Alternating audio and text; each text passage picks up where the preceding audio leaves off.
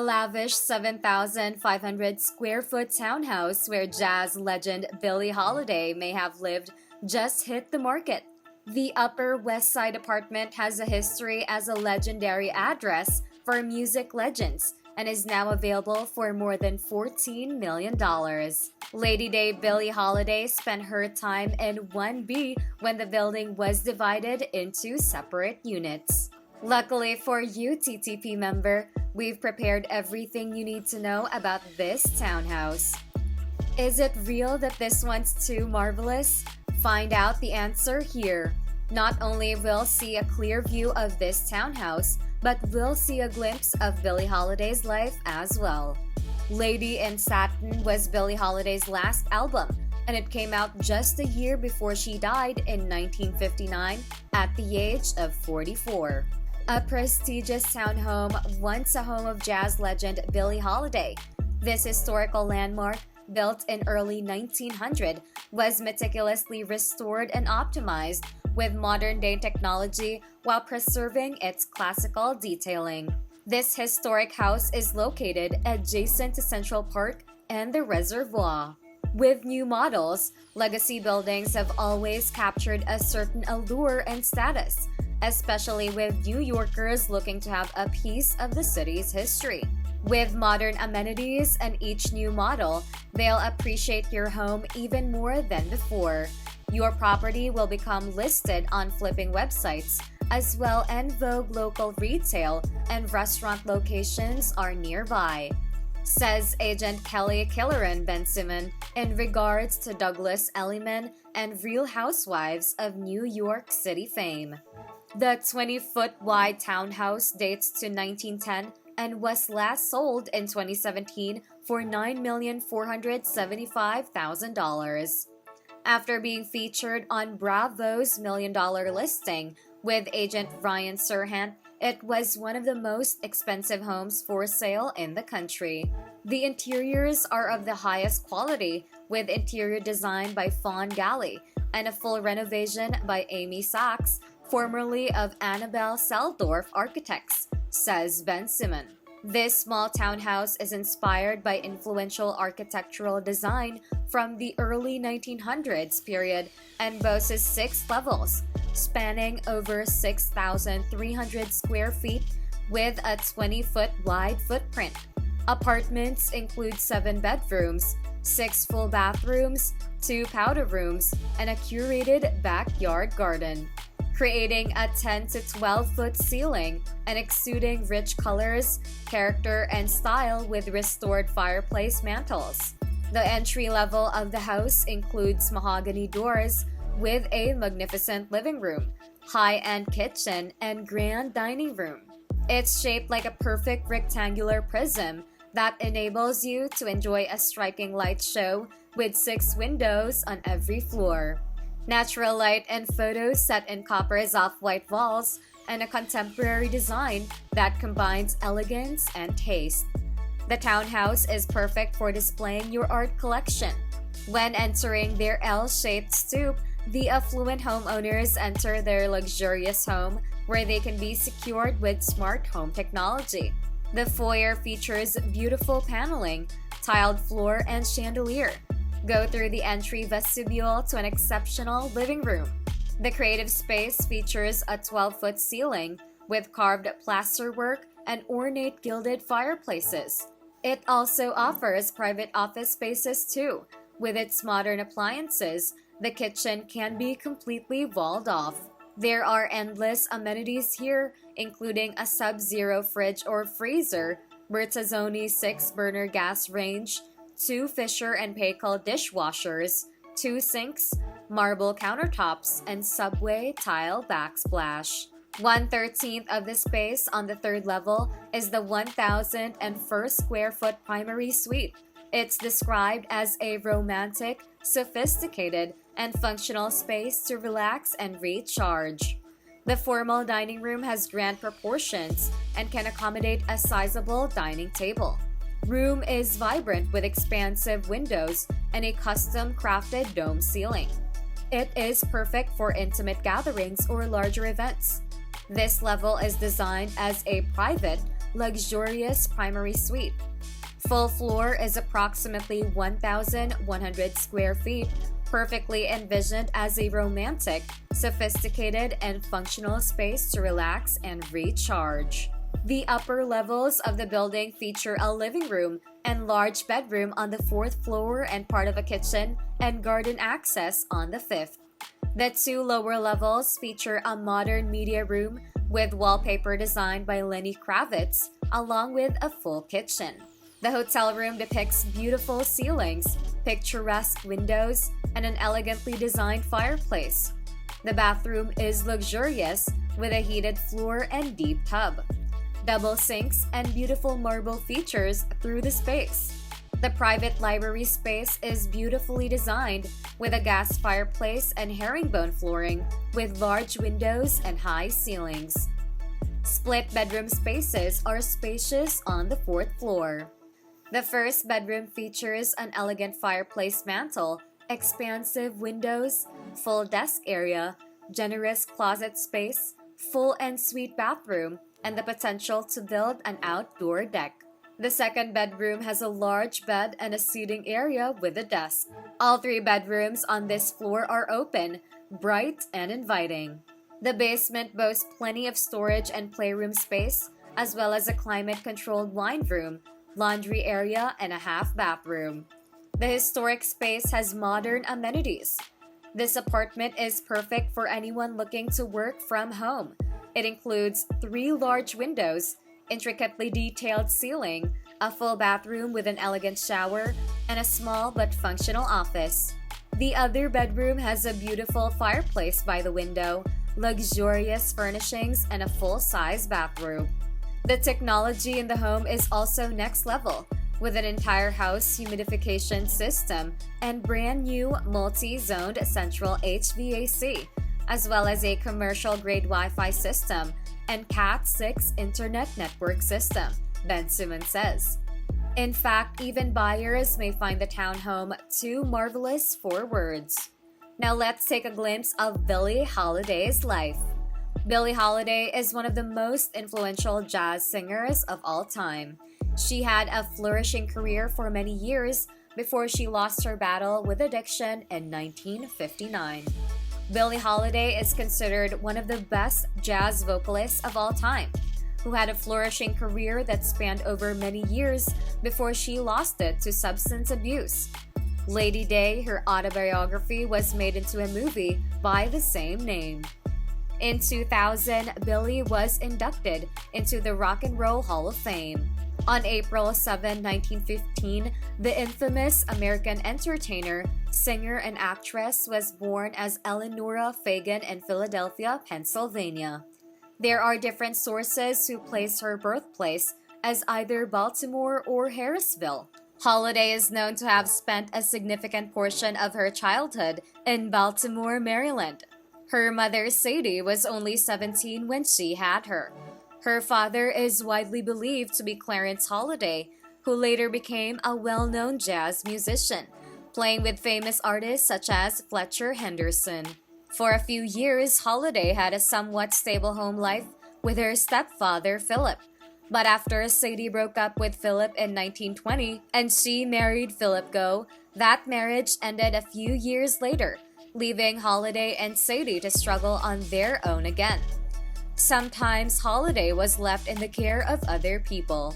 Holiday became truant from school in late 1924 and along with her mother went to court to combat this.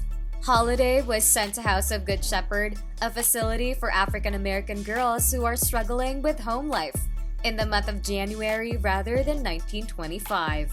Holiday was just 9 years old in 1926 when she found herself back in care facility after exploring sexual encounters. According to Billie Holiday, wishing on the moon, her care home was the Roscoe Hotel, where she and other people who had been sexually assaulted were returned. Her challenging childhood led Holiday to found solace in music, singing along to the records of Bessie Smith and Louis Armstrong. She followed her mother, who moved to New York City in the late 1920s and worked in a house of prostitution for a short time. Around 1930, Holiday began singing in local clubs using the stage name Billie after the Holiday movie star Billy Dove. Holiday was discovered by producer John Hammond when she was performing in a Harlem jazz club. Hammond was instrumental in getting Holiday recording work with an up-and-coming clarinetist and bando leader Benny Goodman. She sang vocals on all of her most successful recordings, including Your Mother's Son-in-Law and the 1934 top 10 hit Riffin' the Scotch. Known for her distinctive phrase, Holiday went on to record with jazz pianist Teddy Wilson and others in 1935. She recorded several popular singles, including What a Little Moonlight Can Do and Miss Brown to You. Holiday had also started to make appearances with Duke Ellington in the film Symphony in Black.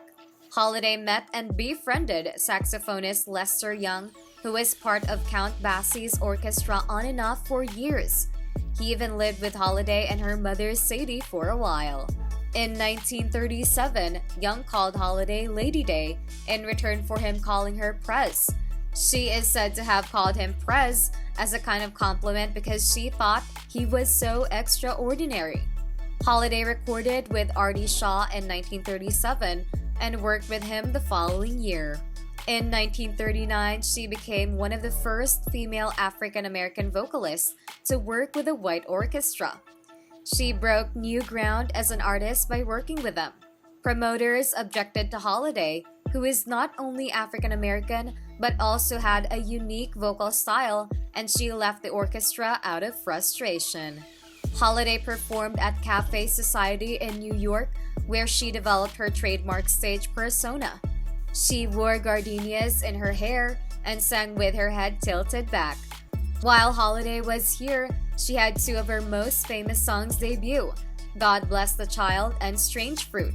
The company at the time, Columbia Records, wasn't interested in Strange Fruit, which was a powerful story about lynching of African Americans in the South.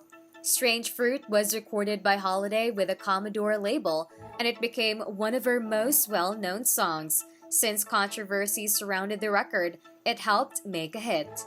Holiday wrote many songs of stormy relationships with abusive relationships, such as Tain't Nobody's Business If I Do and My Man.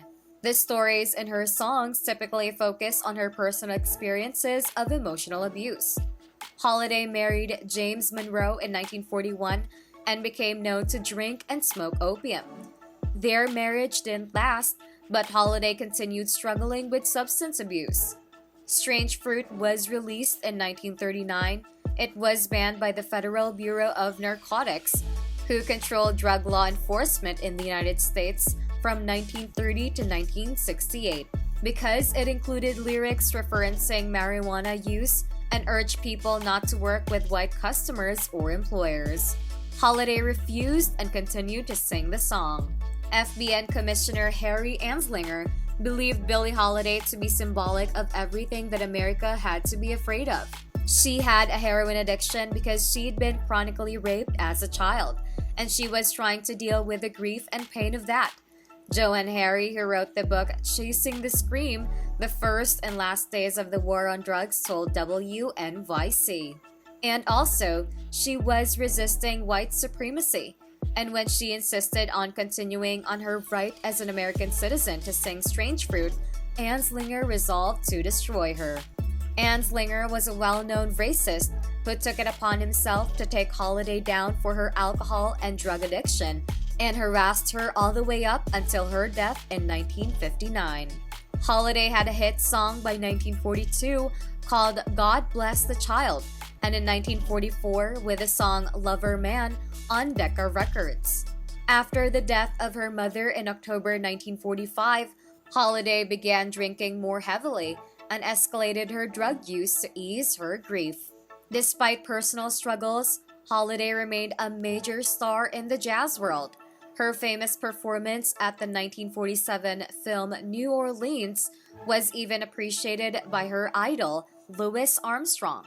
Holiday's drug use caused her a great professional setback that same year.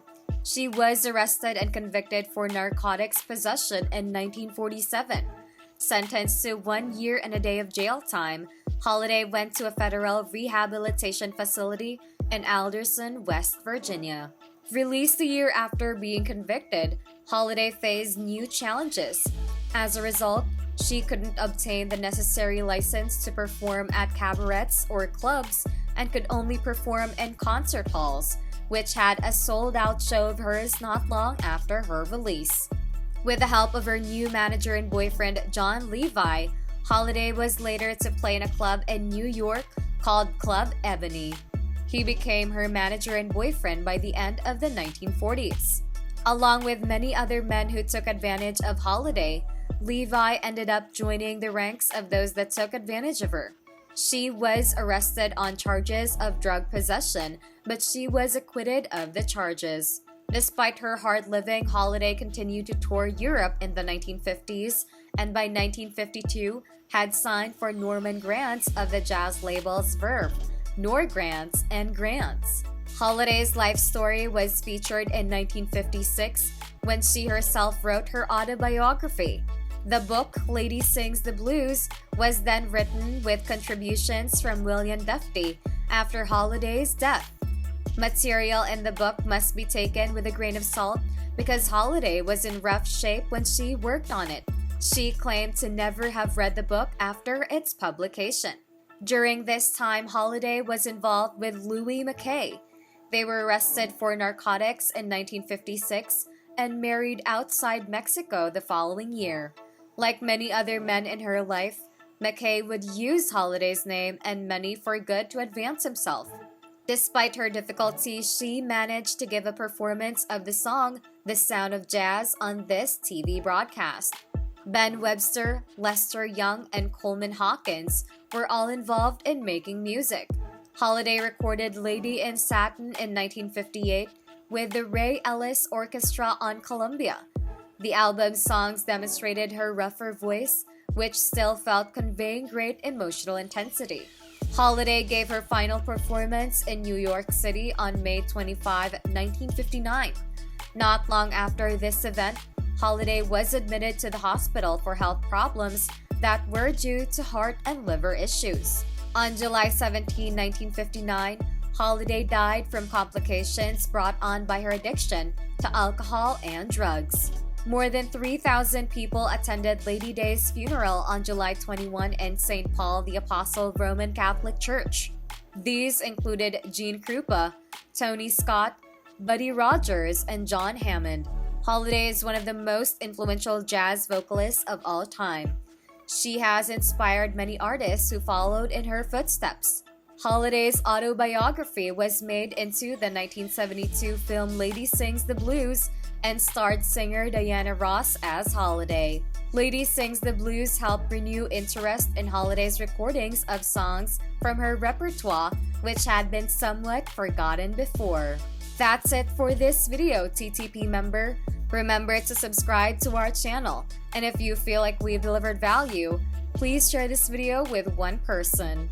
That's right, just one person, as a token of your appreciation for the hard work we put into making content that educates and helps you on your mission of building your own fortune. Remember, you can watch video after video, but it isn't until you actually take action that you'll start to see results. See you soon.